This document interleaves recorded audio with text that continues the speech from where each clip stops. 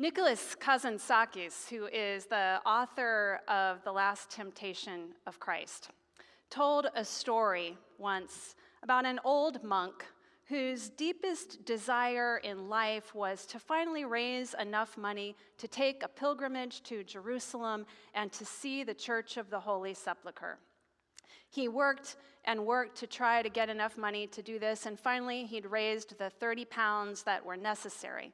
He walked out of the gate of the monastery, and after just a few steps, he encountered a beggar who was bent over by the side of the road picking herbs to make a meal. They began to talk, and the beggar asked the monk what he was doing. And he said, "I'm on my way to Jerusalem. My plan is to walk around the Holy Sepulchre 3 times, to kneel down and pray, and I will come back a changed and new man." The beggar paused for a moment. He looked at the monk and he said, "Why don't you give the 30 pounds to me so that I can feed my family?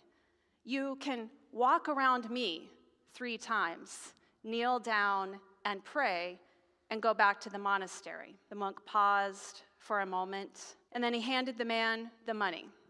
He walked around 3 times. He knelt down and prayed, and he went back into the monastery a changed and new man, because he had seen Christ in the face of someone in need. We can make plans to travel to Jerusalem, to walk along the cobblestone roads that took Jesus to the cross. We can make plans to walk alongside pilgrims as we walk in the Camino de Santiago in Spain.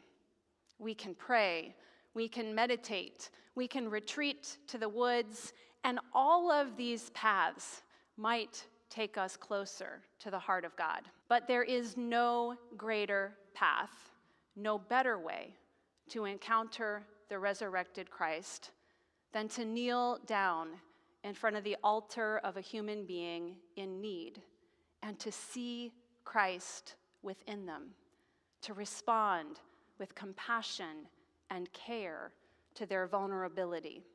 It's a way to Christ that requires no special resources, no extraordinary and unique skills.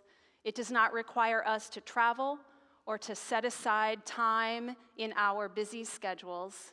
It is the path of loving and caring and serving that we do each and every day.